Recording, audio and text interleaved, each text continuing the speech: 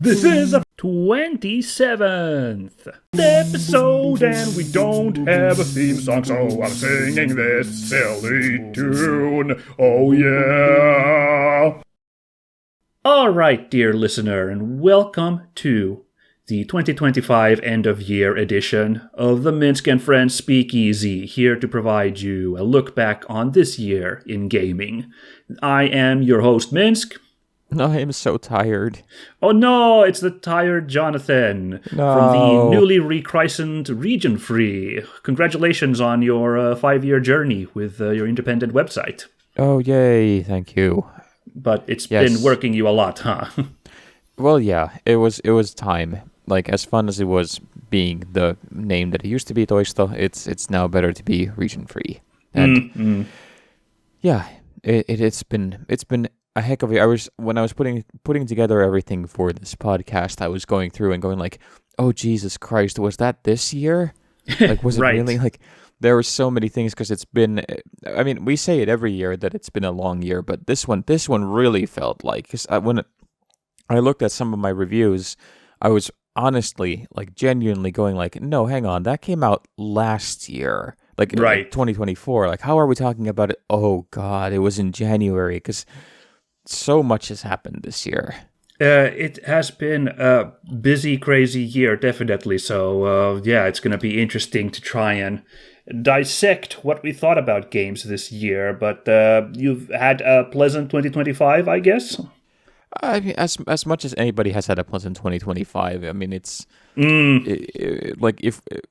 it's been a rough year for everybody and the world in general, and I don't think it's going to be getting any better. And in that sense, yay, we had good games, I think, but like at the same time, it's been a rough year. Yes, a light in the dark of all this nonsense that was also kind of created in unsavory conditions, so leaves mixed feelings.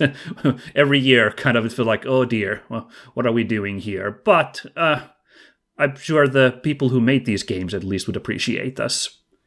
Yeah, I think so. And shining a light on them. Yeah, and I think that that's been one of the better parts of the year, is that I've got to meet more game developers, like people who are actually doing the stuff behind the scenes, and they've been just such lovely people, and it's given a whole new appreciation. As I've gotten older, I think I've mellowed out quite a bit. Like when I was a lot younger, I was very, very rigid with my beliefs and not a very fun person to be around. But then, like, as I've gotten older, I've gotten to the point where it's like I don't, for example, do any of those. I don't do bad or worst lists anymore. I haven't done so in many, many years now. No, I don't recommend. I don't think it's good for vibes in general, you know? No, it's very unhealthy. And then, like, I even if I am negative about a film or a game, I try to still find something that I enjoyed about it, because it's so unlikely that there's, like, anything that will be like, there's nothing good about this. Right. You know, like even the most hated film that I had this year that I really disliked, I could still say that there are, like, good bits in it. So yeah. I think that's it's gotten to the point that it's been also nicer to talk to the developers when you realize that, oh God, I'm talking to somebody who's actually spent the last 5 years working on this. Mm-hmm. You know, how would I feel if after pouring my heart and soul into something, that even if somebody didn't like it, that they would treat it as in like, oh, well, why did you waste your time, you idiot? Yeah. So, the tone is really bad if that's how you approach it. Yeah, exactly. So, you know, there's that. It's a continuous growing experience, and I'm glad that get to see the people face to face. Yeah, I feel like I'm trying to have some kind of a slightly opposite change from you, because I've always been a big softie when it comes to being reviewing or being critical, and that's not entirely a good trait if you're trying to like give a evaluation of something. But like I've definitely always been like, but like whoever worked on this probably like really put everything into it. So I feel very conflicted when I have to like be rough about it. But like on the other hand, that's also, if anyone's serious about their craft, they do want to hear the bad as well in a constructive way, because that will help you move forward. So, you know, you gotta try and balance it, right? Yeah. But today we're going to be celebrating all the good vibes. So, you know, although I suppose as is our want, we'll also mention maybe what didn't quite work, especially on the ones that didn't make it to the top. But, you know, today we want to talk about what was pretty well done. The people who really knocked it out of the park. Yeah. So, yeah, I don't know. Maybe we should get started since it's been such a chunky year. I, once again, I've played more than 5 games, so I technically could do more than a top 5, but you have, of course, been a very, very busy fellow. So would you like to quickly mention your games 10 through 6, and we'll see what were the, like, managed to make a note for themselves this year. Okay, yeah, I will mention as a background that I reviewed 62 games this year, so more than a game a week. Yeah, that's simple math. Yeah, that's very impressive, and not necessarily any like, oh, this is a 4-hour indie game, like properly sized, huge things, right? Yeah. So, and on top of all the film reviews and all the other stuff, so it's been an absolutely mammoth year, and like I'm still catching up on like Gamescom stuff because they've just changed from being immediate reactions from Gamescom to stuff that are bigger articles from what's coming next year, because I've managed to end up playing some previews of next year's games too. So it's been like that. I already have a backlog for next year. Oh my goodness, that's interesting and impressive to do a year ahead. Yeah, it's really, really ridiculous. But I want to start real quickly. I have honorable mentions that didn't make the top 10, and this is something because I have been constantly tinkering with this list, so it's not entirely like it will probably change tomorrow. I'm gonna have an official list, on my site later on in the year, so in like the next week or two. So if it's a little bit different than the 1 week go now on the podcast, like maybe one game or two might change places. Yeah. Please don't hold it against me. But these are the. I'm not gonna go into debt. Don't at me or anything. This is just like I'm gonna quickly run through the ones that did not make the top 10. But still worth acknowledging. Yeah. So Metroid Prime 4 Beyond. Ah, okay. Hollow Knight Silksong. All right. Doom: The Dark Ages. Okay. Donkey Kong Bonanza. Ooh. Dispatch. South of Midnight. Oh. Final Fantasy Tactics Ivalice Chronicles. Yes, that was awesome. Monster Hunter Wilds. That came out... Oh, yeah, that came out this year? Good lord. That came out this year, yeah. Exactly, now I'm doing it. Sword of the Sea. I don't know what that is. The Outer Worlds 2. Oh, yeah. Dynasty Warriors Origins. I didn't know there was a new Dynasty Warriors. Huh. Yeah, there was. Okay. And then Elden Ring Night Reign. And those were the ones that didn't make it. And like in any other year, that would probably be already the top 10. Yeah, I think some people might have some of those this year in their top 10. Oh yeah, I'm fairly certain that I'm going to catch some shit from Hollow Knight Silksong, but like or Doom: The Dark Ages, but like honestly, any one of those like Metroid, Hollow Knight, Doom, Donkey Kong, Dispatch, those all were like constantly like and one of them or two of them might still end up in the top 10. Yeah.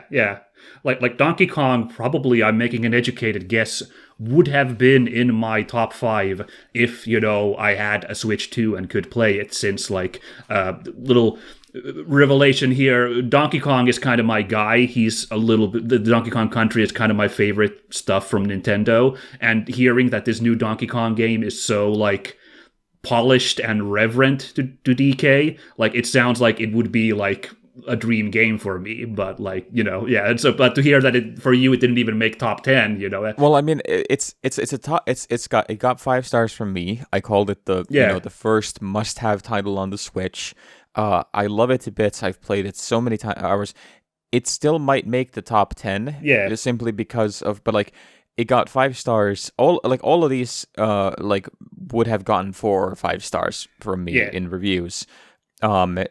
But like that's how tough the competition this year is, that every game in my top 10 got 5 stars out of me. Yeah, and I'm not roasting you at all. I'm just saying how Yeah. crazy it is that like my what could have been my like contender could have been like it's still that low in like your ranking. Just like so much options this year. Exactly. All right, but we'll go really quickly through the 10 through 6. Yeah, let's Because go. there's going to be a couple of ones that I'm sure that are going to cause panic. But okay, number 10. Anno 117 Pax Romana. Oh yeah. The new Anno game. Okay. Yeah, and again, this was one of those which I was like, when it came to my desk as a review copy, I'm like, well, it's going to be another Anno game. But it's such a polished Anno game, and it's got some new things in it that really, really, stuck with me as a, oh goodness, that they've really put an effort into this. Like the fact that you've got now provinces in both Latium and Albion, so like you can have like this whole thing that as you're building your cities, you can start developing that you want to have a Celtic heritage or a Romano-Celtic culture, and kind of like it toys around with this idea of what history would look like if you had cultural mingling even further. Oh, cool! You don't even need to play as Rome necessarily. You can pick a different that's so cool. It's really cool, and and they've streamlined the mechanics even further with these kind of really, really smart quality of life improvements that like, instead of making the game shallower, actually makes it feel deeper, because there's so much more of like meaningful choice of like how you build stuff, where do you build outposts, and like when you actually start then expanding and looking at your kingdom that has is not encompassing just like a little bit in Rome, actually encompasses entire like island nations, and then like huge parts in Albion itself. It really feels like the peak of what I had hoped city builders one day would become, and I was really shocked about it. But I've already like put over 120 hours or so into it, and every chance I get, I go and play a little bit more, just tinkering with the city or finding new mechanics. I really loved it. It had a little bit of issues in the early review build.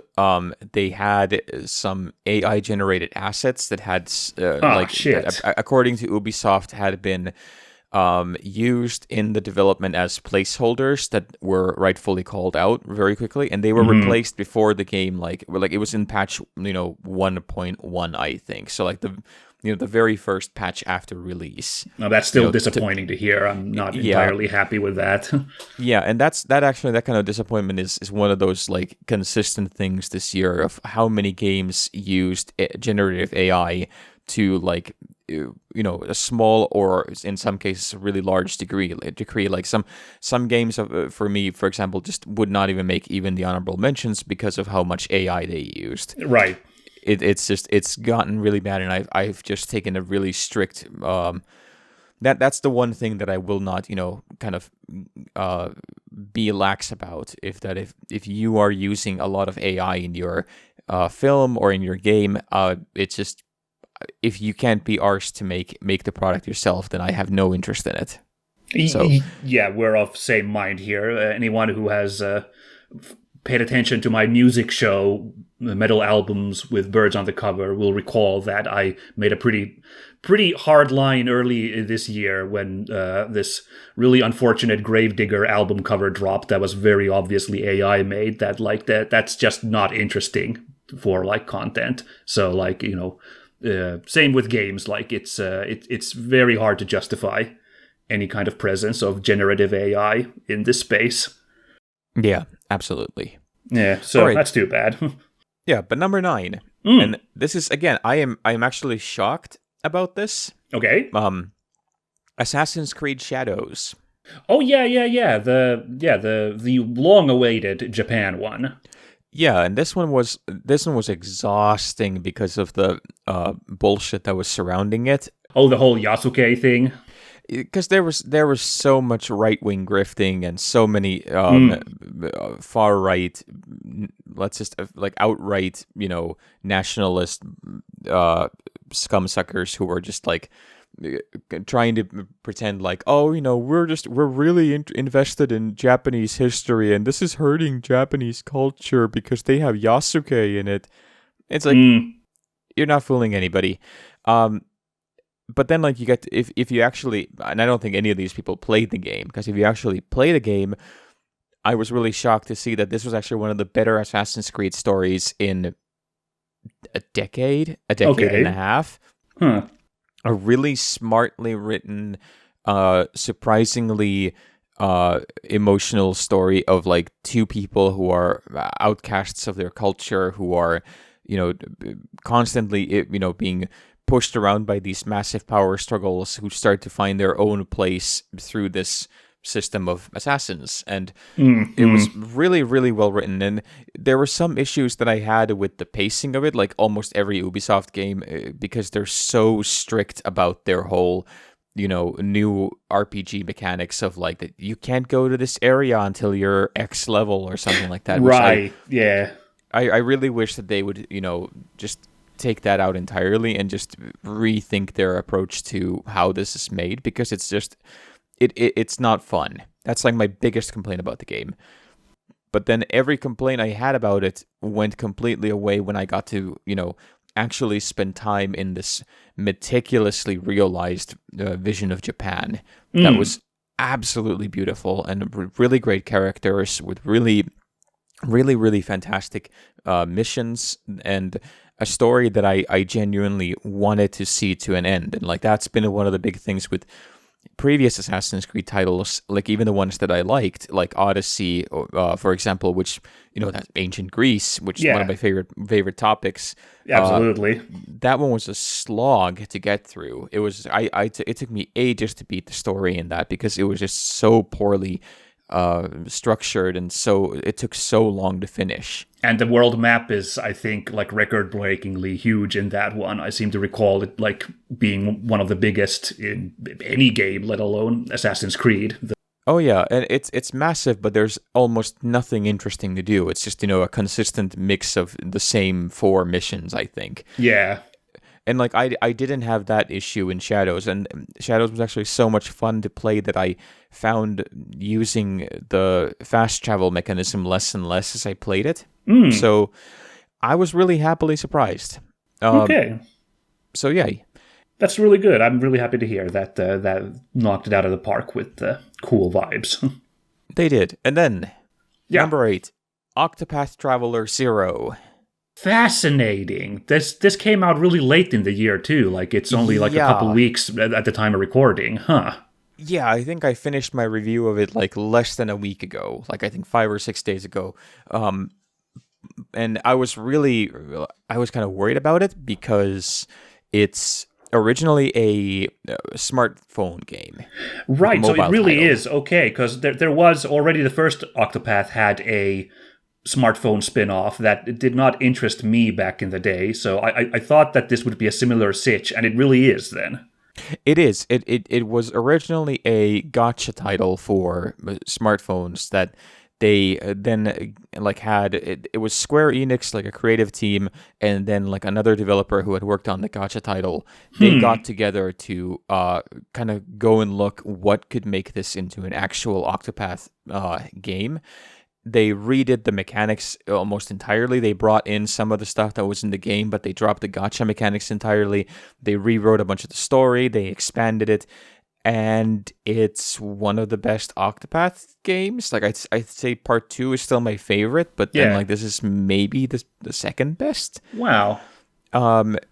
Just really well written. Again, very classic, but then like with such cool new mechanics, like the whole idea that like the theme of the game is rebuilding after massive loss. So the whole part of the game is that you're going around and you're trying to rebuild your village, which you then actually get to do in this kind of like mini Harvest Moon, Stardew Valley kind of mechanic, where you actually get to go and decide which buildings are in the town, where the buildings go. You actually start bringing in people you meet during your travels, and you ask them to come back to your city.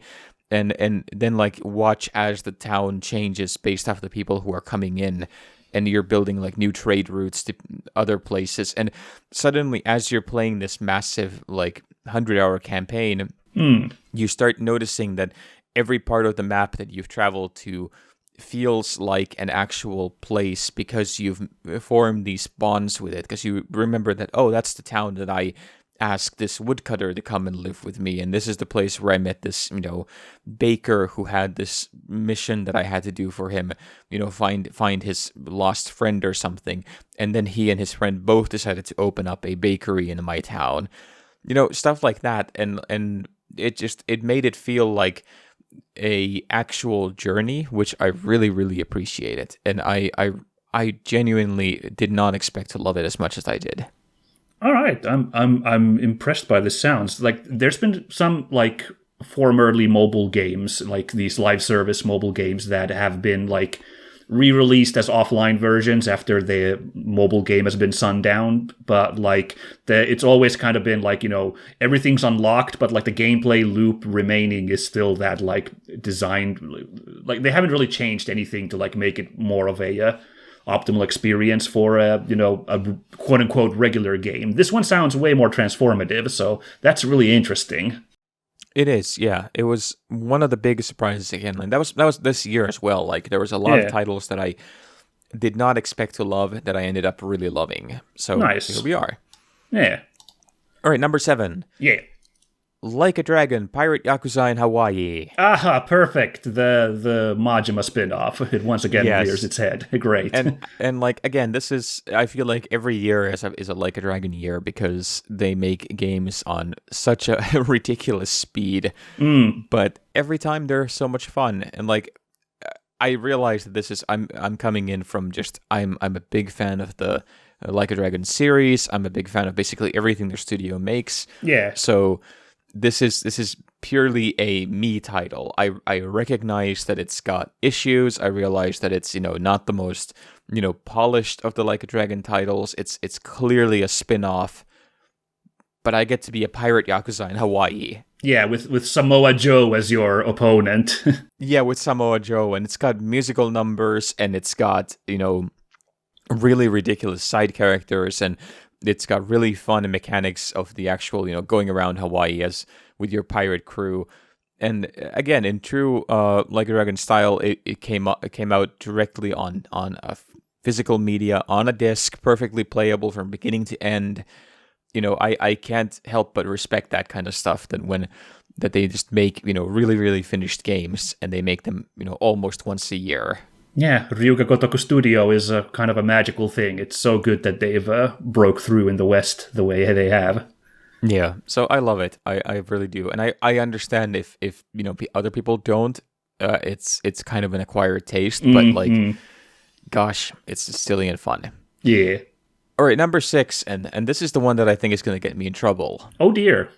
Number 6 is Clair Obscur Expedition 33. Ah, I see. Yes, because it didn't even make your top 5, huh? Okay. Yeah, like, and this is one of those, like, I'm watching the, best of the year lists come out, and everyone has it as number 1. Well, it is a wonderful, like, kind of, real, like, success story that this real long-shot game from a not proven studio managed to like really break the zeitgeist. Well, here's what I'm gonna take umbrage with. It's not an unproven studio. Really?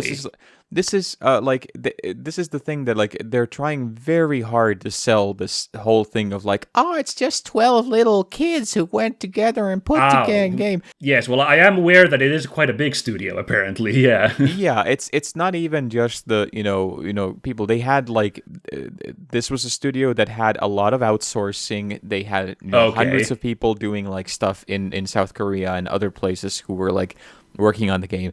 But even beyond that, this isn't like some unproven, newbies. These are like former Ubisoft. These are former like from big studios. These are industry veterans who went together to put together a studio. All right. Well, they had the wool pulled over my eyes pretty well because I knew they were a big team, but I did think that it was like, a fairly new team in France. So, all right then. No, like Sandfall Interactive, like these are all like the project came from Guillaume Broche, who is a former Ubisoft like employee. Yeah. And like most of the design team, like there was that whole thing that yes, they got some of the writers, they got some of the musicians, first timers off of Reddit, but like a lot of the actual people behind it are people who have already, experience in the industry. Okay. And like every time that they're trying to like say that like, this is, like the three founders, I think, were like people who were very much already established in the industry. And they got a very good partnership with Kepler Interactive, and they got funding from the publisher to make the game. And South Korean freelance animators quality assurance teams came from QLock, who like specializes in porting and doing like performance capture. They had Studio Anatole doing like the voice production in English and French for them. It was a much bigger project than what is being sold as. You're right. Okay. And like when you have then like, Jennifer English, Charlie Cox, Andy Serkis, Ben Starr coming in, there was money behind it.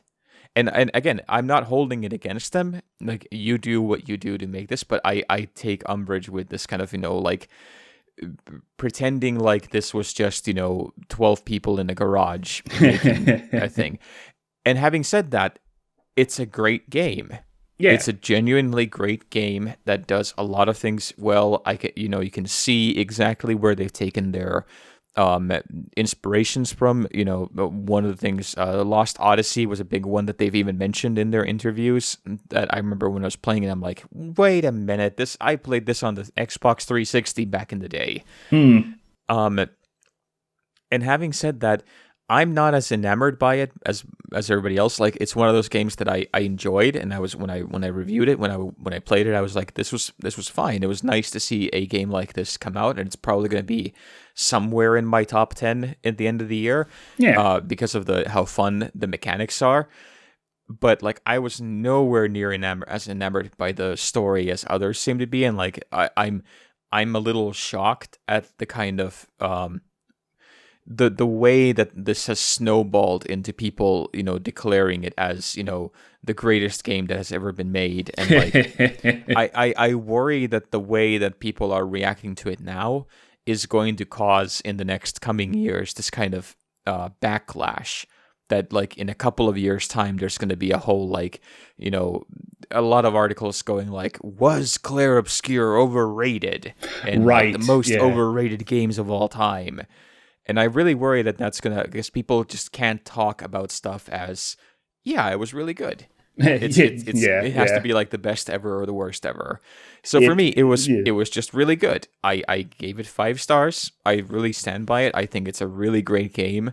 But it's not my favorite game of the year.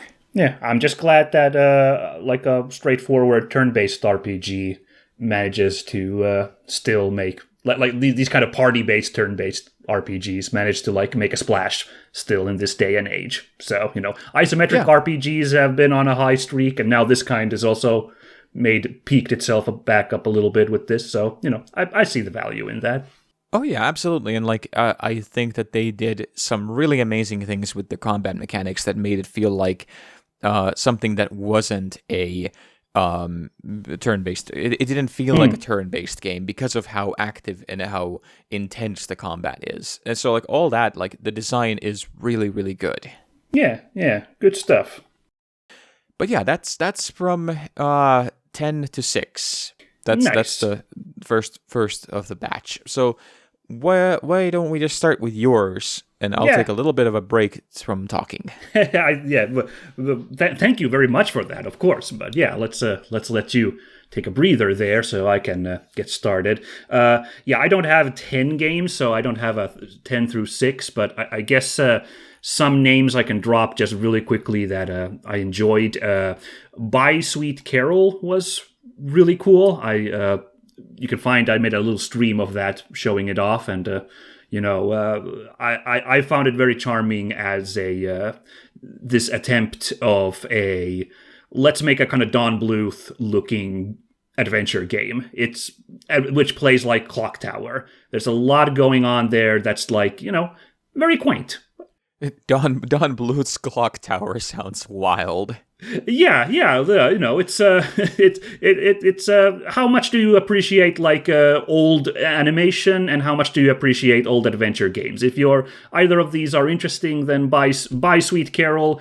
It's a fun one. It's a nice little little adventure game to dig around in a bit. So definitely deserves a shout out. Nice. And I'll say sadly, even though it's a giant robot property, it didn't make my top 5, but that multiplayer game Mecha Break, yeah, it's a competent, little mech action game. It's definitely filling a niche, I think, in the multiplayer genre of these kinds of games. I like the flow of action, the variety in the big robots, and I think it's something to pay attention to, to see how this game grows, since it is a live service game. I'm just pure multiplayer games. I'm just not in the wheelhouse for them. I'm not the target audience, so it has to be a really exceptional one for me to really elevate it high. And this just was a nice robot multiplayer game, but deserves a shout out as well. If we go to my actual top 5, let's break it open, where in fact, to make up for that last one, there is in fact a robot game here in my spot 5. Yes. I am in a similar spot as you were with Pirate Yakuza, about it's a choice for you as well, for you personally. I have the same problem here with Super Robot Wars, because I don't know how to rank those games, because they are such a comfort food game for me. I always enjoy them when they come out, and of course, there's no such thing as an objective review, but I feel like I'm extra subjective when a Super Robot Wars game comes out. However, this year's installment, Super Robot Wars Y, is a really phenomenal entry in the series, and they've really been cooking hard, having worked on this game for a few years now. So, as a compromise, I am putting Super Robot Wars Y in my list here at spot 5. It's really good. Nice. And I've heard you talk about this so many times over the year that I'm not surprised about this. Yeah, what are you going to do? Especially when, it's a real killer. The last one, Super Robot Wars 30, that came out in 2021. And, that was trying a little bit of, shaking up the formula. And it was very unbaked, with the shaking up of the formula. And that's why I'm so delighted, because, now, this used to be, a yearly series, basically, because they would trade between, console games and handheld games. But after, the 3DS and the DS and the Vita all stopped being a thing, I think that really kind of affected it, because they couldn't balance the yearly game flow with trading off between a handheld and a console game anymore. So for the first time, they took a really long break between installments here. 2021 to 2025 is a 4-year break to work on this. They had a mobile game that's been, updated and kept up in between here, but it's a little hard to, I'm sorry. I just don't really consider that in the equation all that much. But the point is, this 4 years really helped them to refine what they were trying with the previous installment and make a really fantastic product here with Super Robot Wars Y. Just for the uninitiated, this is a tactical RPG, most reminiscent to Fire Emblem in its gameplay flow. But the concept is that it is a giant crossover between a bunch of classic Japanese robot series, anime and some video games, and it's they put a ton of effort into writing an actual a proper story that crosses over all these series. So it's not just here's your favorite guys all fighting. There's a huge deep narrative that wants to tie together the dozen or so series that get picked in the lineup. And this year it's just a joy. That's they've come up with so many fun scenarios to have these characters match up. This has several different Gundam series which like aren't connected in their own franchise, but now they're tied together in like real fun ways. Mobile Fighter G Gundam is featured, and the main character Domon acts as a mentor for the protagonist of Gundam Seed, Shin, who, that series is also here. And it's like a really funny, like, because again, these two don't interact since they're from like completely separate continuities normally, but it's just like a really funny concept. Like, oh yeah, because like Shin is like this really troubled, conflicted like soldier. So he would totally benefit from having like this hot-blooded, like big shonen anime dude as his like teacher. And they have like a really funny like relationship. And it's just full of these like real fun ideas, like just really cute little fan fiction moments of like, what if we paired up like these characters from these series? How would they play off each other? Like they realized that super well. Gameplay wise, so what Super Robot Wars 30, the previous installment, did, it broke the standard, very linear level flow into like this more freeform thing where there's like a critical path that moves the plot forward, but there's like tons of side missions which also like you can add characters to your roster and build up the plot. In practice, it really didn't work super well in Super Robot Wars 30 because it bloated the game enormously, and like the side missions were gameplay wise really not like very engaging. They've definitely improved on that. The side missions still exist in Y, but it's been narrowed down the scope quite a bit. They're meaningful. There's like real fun interactions in the plots in those missions as well, and like the scenarios are more interesting than what I coined as a paint can mission, where there's just this spread. The only enemies you fight are like really easy enemies that feel like knocking over paint cans, and that's the only thing you do in the entire mission. There's still some missions like that, but there's also like more interesting scenarios mixed in, so that it just feels a lot richer. So I would recommend this installment, even to like not the diehard Super Robot Wars fans out there. This one's a pretty good entry point that I think will might pique a lot of people's interest. Nice. And if I can make a final selling point here, like I'm really looking forward to it. I don't know when I'll ever get to it because I've been streaming this almost weekly now, this game, and making little by little progress, but I'm really looking forward to one of the series featured in this one is Godzilla Singular Point, which was the Godzilla anime that came out a few years ago. Now, I have been told that there is, of course, going to be fight against Godzilla himself towards the end of the game. And it's apparently, this is apparently really a case of they understood the assignment. It's apparently a really challenging fight to take on Godzilla, and it's apparently also incredible. Like, it's so cool, it's so reverent and, so much, awesome shit as, all these classic heroes of the mecha genre line up to take on Godzilla. So I'm just jonesing when I'll eventually get to that fight. I'm really looking forward to it. Oh, that sounds great. Yeah. So that's Super Robot Wars from me. Gotta get a shout out since it's so good this year. But what might be your number 5 this year? Oh, well, this is one of those, again, holy crap, did this come out this year already? Okay. But I was really excited about it at the start of the year, and I went to revisit it for this podcast, and no, it's definitely deserves its place on the list. It is Avowed. Avowed, of course, yeah. That was a really cool game, yeah. Yeah, it's one of those that's so easy to overlook because it is very traditional, very classic. Very very much sticks in its lane. But on the surface, it's we've seen a lot of these Western RPGs before, these medieval European vibes. It doesn't it takes a bit to really distinguish itself if you're new to the setting. Yeah, and I think that what really reminded me about how good it was because we had a re-release of Oblivion, the Oblivion Remastered. Yeah. And then we had The Outer Worlds 2.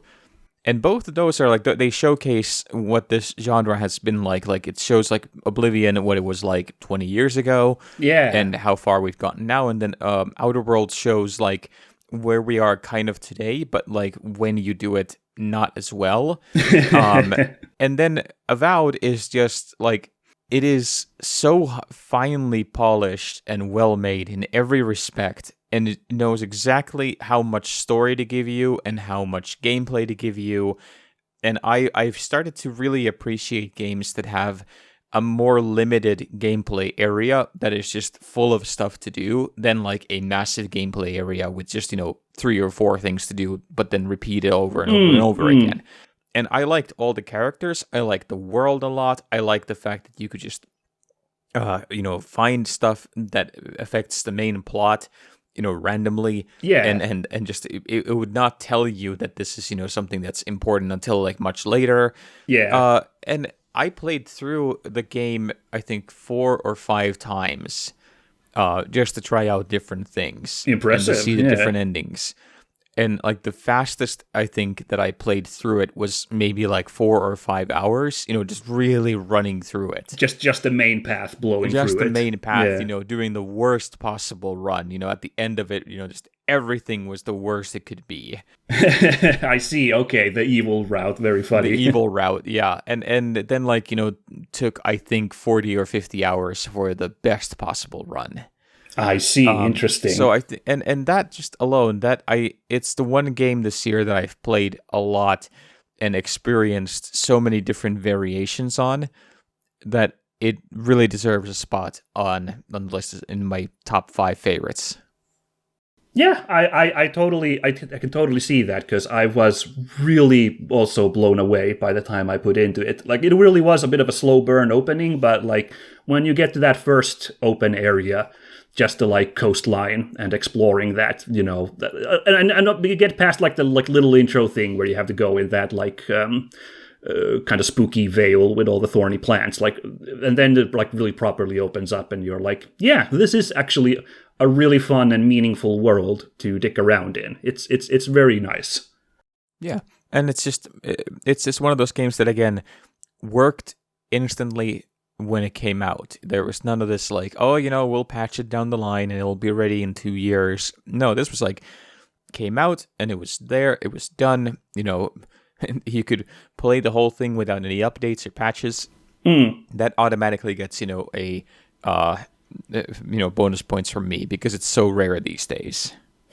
Yeah, I have a great job from Obsidian. But having all said that, I am going to have to be a negative Nancy here real quick.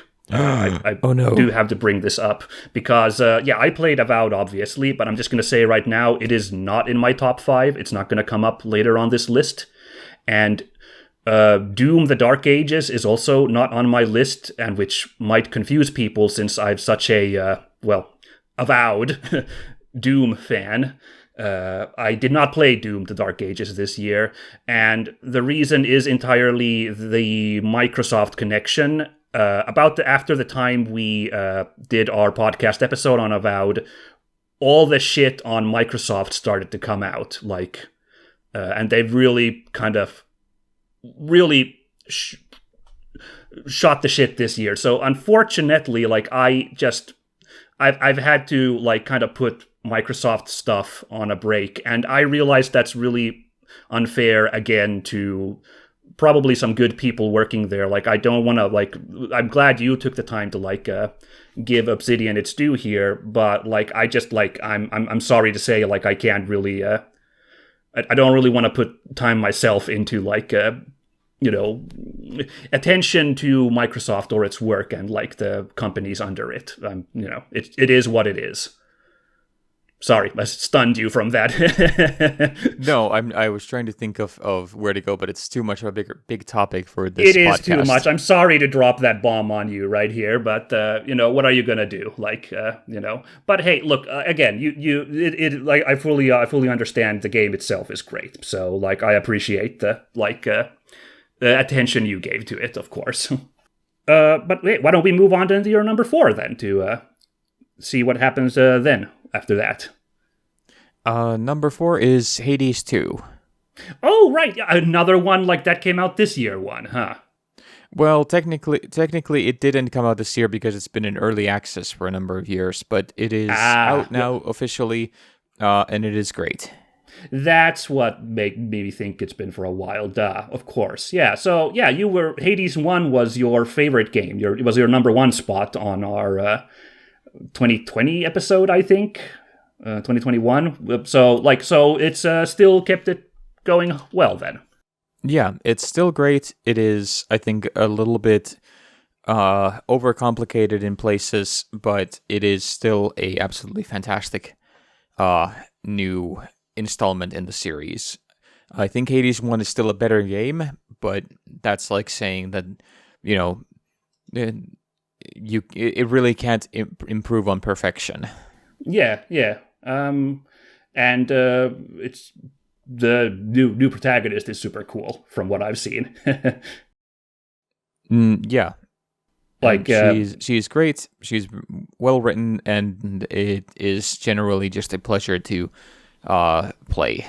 Yeah, and how in general have they like managed to they already explored a lot of Greek mythology in Hades 1, but they've still managed to like find new content, like interesting angles in it for Hades 2. Yeah, all the new gods or the newly introduced gods are all absolutely fantastic, and they all fit the story as if they've always been there. Right. Yeah. So yeah, very good. It's interesting because I think we talked about how that's the first time. Oh God, I remember the company's name. Was it Super something?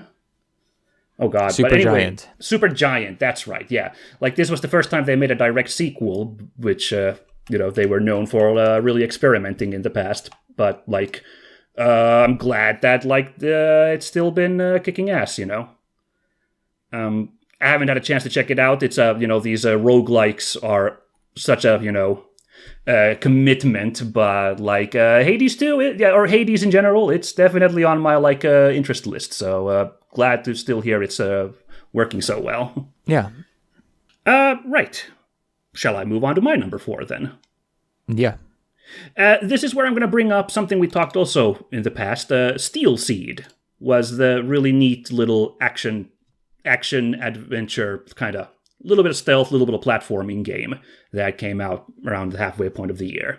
I enjoyed it back then, and now looking back, yeah, I'm willing to put it in my top 5. It's, I already talked at length in our episode, so I don't know what to add here all that much, except that, just reiterate that it's not a particularly original piece, but, it's just cool to see a simple kind of, action platformer game like this still being made. The effort being put into it it's a polished, straightforward game. That it has a simple flow to it. It's got a simple, classic, stealth based but also action based combat system to it. And adventuring system, and I like the, the aesthetics can be a little bit dull because, how should I put it? Do you remember in Horizon Zero Dawn, there's those special levels that are the robot factories where you can sneak in and get the, hacking ability for the robots? How those feel really different from the rest of the world because you're in this weird cyber area? Mm-hmm. So Steel Seed, it's kind of over half of the game is designed like that. And I think for such a huge expanse, it gets a little bit exhausting to look at all that cyber surrounding. Whereas, that example in Horizon, it's this little moment of weirdness as you're adventuring in the world. So it can be a little bit it can be a little bit hard to get into the world. They do vary up the environments eventually, but it's a lot of wandering around weird cyber worlds that might be a bit of an acquired taste. I think the two things that going for it, of course, are the big scope. The areas truly are ridiculously huge, so there is a little bit of just gawking at how humongous it is. And I think they're simple. It's a pretty straightforward. You can play it fairly quickly through. I think my time in the game is Yeah, it's just a little bit over like 10 hours I have on the clock. That's to get through one game, like, without hunting for all the like things. So like, maybe like a little bit uneven design on the world, but like you can quickly like blaze through it and like also like see variety and like understand that there's more going on in the world. So as like this, as a more pure example of this like small studio rather than Claire Obscure, I think it's cool that they managed to make like this neat little throwback action adventure game. So yeah, Steel Seed gets a thumbs up from me. Okay, I believe we're moving on to our number 3 slots, yes? Yeah. So I'll start with that then. This is also a game I talked about previously. Oh, I should upfront this. I feel a little awkward because I know I've been trying to avoid being too enamored with nostalgia, right? Like it's very easy to like get like nostalgia is very easy to get trapped in and be like, oh, I just wish everything was the way it used to be, right? Mm-hmm. But unfortunately, there's 2 games on my list here that are basically like these games could have come out in the 90s, and now they're coming out now, and I love them for that. So, but what are you gonna do? The first one of those is Kathy Rain 2, Soothsayer, which was the really cool kind of broken sword feeling adventure game, point-and-click adventure game that came out from, published by Raw Fury around the midpoint of the year. It was my first time playing the Kathy Rain games. I didn't play the first one, but this second one was very easy to slot in. All you need to know is that Kathy Rain is a private investigator. She is a lady who's quite rough around the edges, but means well, and she is out to solve a serial killer mystery going on in this town. And it's like what you could ask for from an adventure game, especially something which wants to like remember Gabriel Knight or Broken Sword. Like there's like gorgeous pixel environments. There's like fun characters, there's an eclectic cast. Everyone's like really personable. And, it's a pretty like, interesting plot that like very organically moves on forwards. I appreciate the structure, which is like moves on over several days, and every day you're trying to like kind of like solve one more piece of this like trail of the killer. Like what it really helps me like also make it a little bit more easier to like move forwards in this game. I'm not very good necessarily at adventure games. I love the genre, but I can easily get like confused by the breadth of options. But this has a structure that's like easy to move forward to, and puzzles that don't feel impossible to work out. Although there was one like really complicated multi-stage one I did need to like figure out. I did need a little bit of help online, so it's not. It'll challenge adventure games fans at times as well, I think. So yeah, Kathy Rain 2, super good game. And I should say the writing is also like I do appreciate how kind of a flawed character Kathy is. Like she isn't just like this generic do-gooder adventure game protagonist person. Like she is like a person who's been through a lot, and it has shaped her into not necessarily a great person. The really cool sequence that like really sold that to me is about 3 nights in. Earlier in the game, you ask a friend who's in the local police force to basically run some fingerprints at the police station for you. So like he like does that and gets an ID for Kathy. And like one evening, this guy shows up at Kathy's office, and he's like really wasted and hitting on Kathy, and it's like really uncomfortable. At first you're like, this is not cool, like what he's doing to Kathy. But then like he reveals that the reason he's on this bender is that he got suspended for, doing what was obviously not appropriate to like do a fingerprint ID run for a civilian. And like he has like this real breakdown of like how Kathy is always using others, but like not willing to like, bend for others then. And like that actually like really like hit me like, wow, this actually is a really rough part where I can kind of feel for both characters here in this really uncomfortable sequence. So that was really cool that an adventure game managed to do something like that. So yeah, Kathy Rain 2, big recommendation from me. Cool. Next up, your number 3. Ghost of Yotei.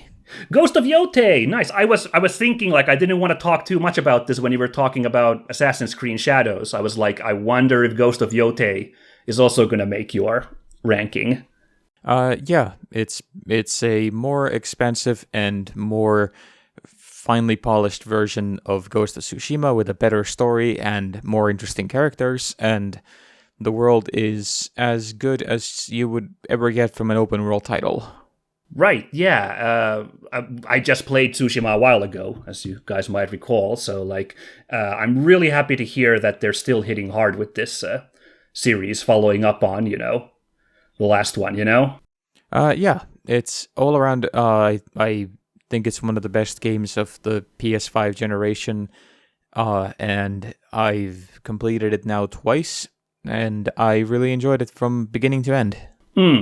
How's I believe it's Erika Ishii who is the voice of the main protagonist, who I think has been a great voice actor in the past. Like how's she doing in Yotei? She's great. She gives one of the better performances this year. Okay, interesting. I'm really happy to hear that. There's been great voice acting works this year as well. We mentioned Claire Obscure and its great cast, and Silent Hill has Susie Young also doing a banger performance in it. So I'm very happy to hear that about Ghost of Yotei as well. And right, I guess the world's still really beautiful because it's set in Hokkaido now. Yeah, very much so.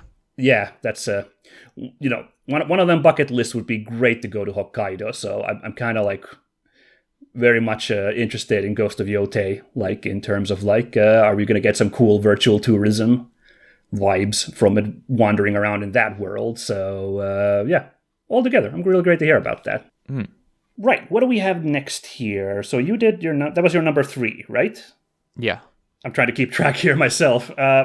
Shall we go to your number 2? Number 2 is Kingdom Come Deliverance 2. Kingdom Come oh, wow! Oh, another one it came out this year. Yeah, it was early this year in February, I think. Okay, so now we're moving to, got a couple of Japan spotlights, but we're moving to Western Europe now. Yeah, and this one I did not expect to, again, love this much as I did. I was initially a little hesitant about it at the start of the year because of how steep the difficulty is, but after spending a lot of time with it, after constantly going back to playing the 2 expansion packs, it's just one of the most fully realized game worlds that's ever been made. It is, the writing is fantastic, the characters are superb. There's just really very little about it that I can actually genuinely fault. It is one of the best games of the year. It's one of the best RPGs ever made, and I think everybody should give it a go, especially on the PC if you can do a little bit of modding to make it a tad more accessible in terms of difficulty. Okay, I'll have to check that out as well. Was it so that this is a direct sequel? Like it has the same protagonist? It's a direct sequel, but you can play it without having played the first one. It does a really good job of bringing you up to speed on who everybody is. Okay, that's good to hear. I'm just surprised. I don't know, because it's going for this gritty kind of, because it's not fantasy. It's like no fantasy elements in it. So I would have thought that the first one somehow, like, it would be hard to make a direct sequel in such a low fantasy or like zero fantasy kind of gritty setting. But it does work as a follow up then. Yeah, because all of this takes place during like maybe a couple of months in game. Interesting. So it's not like multiple years of anything. It's the time frame is very short because of how much was happening during history at this period. Right, yeah. Okay. So it's also a delight for then history buffs then, I suppose. Yeah, it's super accurate to history even though it is purely fiction. Yeah, it's not going to be 100% obviously, but it's doing a good job in like having the kind of flavor of a proper fictional story, or proper historical story then, I guess. Yeah. All right. All right, okay. I believe we're at my number 2 then at this point. We are. Okie dokie. This one is the other nostalgia bomb that I gotta mention because I just love this game so much, and it's a very small. Like this one really is a small team effort, but like it was like really like a passion project, and it really happened to hit me on exactly the right wavelength. Stories from Seoul, the Gun Dog. This was the kind of PC Engine 90s visual novel adventure game that also came out around the midpoint of the year. It's another mecha game. All right, this year you got 2 of them on the board on my top 5. What are you going to do? It's been a good time for giant robot fans as well. But yeah, Stories from Seoul. It was it's like basically for fans of, do you like Macross? Do you like Legend of Galactic Heroes? A little bit of all this kind of space opera, sci-fi anime stuff, packaged in this kind of. It's still definitely a game. You still have like options on what to do in it, and you have like, interactions you do need to do. But it is a kind of a visual novel game, so there's plenty of dialogue in it, plenty of standing around and talking to the cast, But it's just. Really, a really smartly done thing. It chronicles the journey of this one like patrol ship, at the Jupiter colonies, going to investigate like an anomaly, and then things get worse and worse. And it's like this really smart like closed room story. Well, not closed room, closed several rooms, because the majority of the story is on this one patrol ship.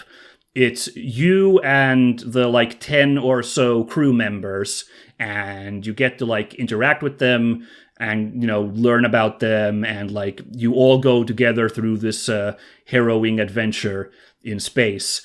And it's pretty compelling to me, because it's like the giant robot elements actually aren't even super huge in it. Like it's really about the kind of day-to-day drama ultimately, but it is there. Like the backstory of your character is that they were the sole survivor of a giant robot like combat unit.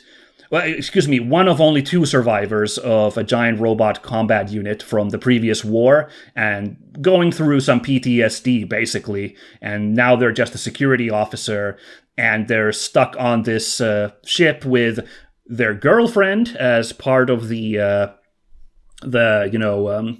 officer crew, and the other survivor, who's now kind of a bitter rival character, as one of the security giant robot pilots on the ship. So it's, again, juicy drama that you might expect from like a Macross type of series. It's all done in such love and care that, again, like this is clearly, by fans for the fans. This is what you could ask for from the genre. And I was properly delighted, especially, at the end when they give you a chart of like, here's all the choices you made. And although I thought the game was fairly straightforward with only a couple of choices to affect it, there was actually just this huge spider web of like paths you could have taken, and like, oh my god, there's like so many unique things you could have happen in this game. Wow, this is really interesting. So yeah, I can't. It's a very niche game again, but I can't recommend it enough. I'm exactly in the niche for Stories from Seoul. Cool. Never heard of it. Okay, well, I do have to give it a nod and a wink here, so please everyone check it out. Yeah, but we move on to our number 1, don't we? Oh boy, exciting. Yeah. So, my number 1, Stories from Seoul, was actually kind of locked in for a long while, because I just had that's how much of just a good time I had with this goofy throwback to the genre. It was locked in for a pretty long while as my number 1, until a certain other game finally came out towards the end of the year and met and exceeded my expectations, and that's why I have Hollow Knight Silk Song as my number 1 this year. Huzzah! So, Hollow Knight, of course, once again, a little bit of a bias because the first Hollow Knight is one of my favorite experiences, so of course I wanted to get a sequel to it. And this is a divisive game for sure, but this feels like a Doom Eternal situation for me, where they made a certain swing with the gameplay to take it a certain direction, and that happened to be a direction that very much appealed to me. So, Hollow Knight, Silksong, you're playing now as Hornet, who has a very different move set to the Knight from the first Hollow Knight, which is way more acrobatic and jump based, and there's mechanics that again make it a little bit more aggressive, and I find it really interestingly compelling. It definitely took a little bit of learning, but it's a really rewarding game after I put the time into it. I've just been steady progressing through it, and just once again admiring the beautiful world that Team Cherry comes up for these Hollow Knight games. It has its own flavor to it. It's so great that they've been able to still distinguish it, even with its unique art style. But it definitely feels like its own new story with its own new flavor and everything. And it's just a blast. It's a really, really rewarding Metroidvania that has been really delightful for me to learn and master and make progress in. So I'm not done quite with the game yet, but I will definitely get back to it because I really feeling the fire where I left off. I'm thinking pretty close. Back half of Act 2 is where I am, and getting to Act 2 just was a adventure and a challenging romp, and it felt very rewarding once I managed to get that boss at the end of Act 1 done. And I got rewarded with some amazing vibes in Act 2 as well. Oh my god, there's still so much for this game to reveal to me. So it really is a gift that keeps on giving, this game. I'm on the team that this is the best shit this year. All right, cool. You of course mentioned this might be one of the where you get a little bit of a heat from because this didn't even make your top 10, and I can understand that, but thankfully I'm here to glaze up the game a little bit. So Silksong fans, don't worry, I got your backs in today's or this year's episode. It's in the top 20 somewhere for me, but it's not in the top 10. Yeah, it's an acquired taste. What are you gonna do? Oh well. But now I guess we finally come to your number one, and I don't know what it's gonna be, because a lot of the big names you've dropped have been wow, okay, that's there. I'm what is left to be your number one? Well, it's not that much of a surprise considering the previous one from our previous podcast from the summer. It's Death Stranding 2. Of course, I had a blind spot in my brain there for a moment. So, it managed to hold its flag high and make it to your number one. Amazing. It is still the best written and the most immersive and fun game that I have played all year, and it's the most unexpected number one because I am not the biggest Hideo Kojima fan around. But it is an encapsulation of all the stuff that Kojima wants to do and wants to try out doing in video games, and I think that it is the one game that time will be exceptionally kind to as people come around to it. Yeah, I'm a little bit surprised because I wasn't sure when they announced Death Stranding that it would work out, because the original Death Stranding in my mind, relied so much on, one, being a totally new thing, and two, being so obtuse as to what the hell it even was. I remember all those threads of people, first of all, people being the next trailer's gonna finally explain what's going on, and then the next trailer comes out and people are, I don't know what's going on in this game. What the fuck? So the fact that Death Stranding 2 was going to be a follow-up and basically be we're just going to iterate on what people know, I thought that wasn't going to pay out for it. So I'm a little bit surprised that it turned out to be such a winning formula. Yeah. I mean, I guess I shouldn't be because so many video game sequels work out when they iterate on themselves. But like, I don't know. I guess playing Death Stranding 1, I was like, well, I can see this is great, but I'm not sure where you take it from here further. But it has been taken further then, huh? It's also much better in terms of pacing and in terms of actually letting the people play their way than the first part was. Okay. So, and also, I think there's like actual more combat in it, right? Like there was combat in Death Stranding 1, but like it was the kind of weird, like knocking out people, kind of non-violent combat. But like I've seen like isn't there like actual guns and stuff in play now, or am I crazy? There are, but you're not at all like. I mean, there's a lot of combat in the game, but you can basically complete it without firing guns if you choose to. It allows for a variety of ways to progress through the situations. There are a couple of like boss fights which are still the weakest element of the game, but in general, I spent a lot of time not firing guns, but instead just creating really elaborate routes to travel away from enemy camps, and to just found the joy of just exploring the world, which is a massive sandbox that allows you to find your own way of experiencing Sam's story, which I found deeply gratifying. Yeah, that's altogether just sounds impressive. And I guess the voice actors, once again, are doing a hell of a job, right? That's everything I've heard about it. Yeah.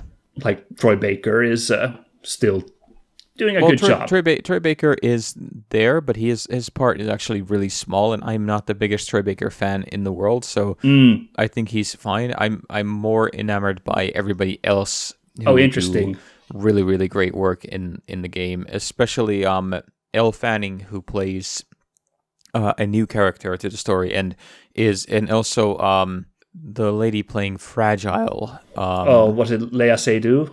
Yeah, Lea Seydoux is absolutely fantastic in it. Oh, interesting. Okay. Good. The internet has been memeing about Troy Baker and his character so much. I didn't realize he was a smaller element there, but all right then. Yeah, his character is very silly and is the most Kojima of Kojima characters, but he is still surprisingly little in the game. Maybe that's for the better if you're going to take a wild swing like what this character appears to have transformed into. Like, yeah, maybe keep that sparing. Once again, a smart move, I guess. Yeah. Okay. Well, gosh dang, that was our report on 2025. What a interesting list we managed to compile again. I don't think, our top 5 didn't match at all this year. That's fascinating. Yeah, but it was a massive year, so it was entirely likely that, given our peculiar tastes like we'd get. But hey, that's good. We got a big gold coverage here. So, good job on all the developers for having such interesting stuff to this year. It was a banger year. And how's 2026 looking at this point? Do we have any idea at this point? Well, most likely we'll be getting, at least at the Game Awards, we're going to be getting a release date for a couple of major titles, which I am looking forward to. There is at least, let's see now, I'm looking through my notes. Phantom Blade Zero is going to get a release date, hopefully. Nice. Finally, it's my biggest game for next year. And then we already know that Grand Theft Auto is coming out. And maybe. Yeah, and then I guess it's a big time for Nintendo to start showcasing their third-party games, because we should be getting at least a new game from Software on the Switch too. that strange-looking Bloodborne-ish multiplayer game, right? Something like that, yeah. Yeah. Oh, yeah, that was a Switch thingy, wasn't it? Huh, interesting. Oh yeah, the Switch has been a little bit... Switch 2, excuse me. It's been a little bit dry with third-party games so far, hasn't it? Like, well, it's only been out for 6 months now, so... Yeah, but it's been a little... Yeah, I guess that always, but I don't know, it feels particular this year, because the only Switch 2 games I've heard talked about are, Nintendo first-party thingies, so, yeah. But all right, well, that sounds great. Is there anything you want to mention that's coming up for you in the future here? Not at the present. I'm just focusing on just getting through this year. Isn't that true? Still got a little ways to go here. Yep. I don't have any particular plans for next year myself. I'm playing these giant games at the moment, so I'm going to keep on trucking through them, and I hope you folks at home enjoy them. Final Fantasy VII, Yakuza Kiwami 2, Trails in the Sky, the second chapter. I love them dearly, and I hope folks at home are enjoying, my efforts to play through them. And and I've been doing a bunch of streaming now. As mentioned, Super Robot Wars Y is such a delight, so I will try to keep doing those streams regularly. They've kind of been on Mondays lately, so I'm hoping to kind of keep that. So if anyone wants to see what that's all about, I think it's a fun stream game, and I've certainly enjoyed. I look forward to being able to stream it again, so I hope you folks also enjoy that stuff. But I think we'll be wrapping it up here for this. So, Jonathan, thank you so much for joining me once again in breaking down this year and our experiences with the games in it. Yeah, thank you. And for you folks at home, thank you so much for taking the time to drop in and listen. And I hope you all have a nice end of the year, and I hope 2026 somehow turns out for the better. We'll stay hopeful here and whatnot. And I hope you all have a good one. But from me and Jonathan, that's going to be it. Catch you all later, guys. Bye-bye!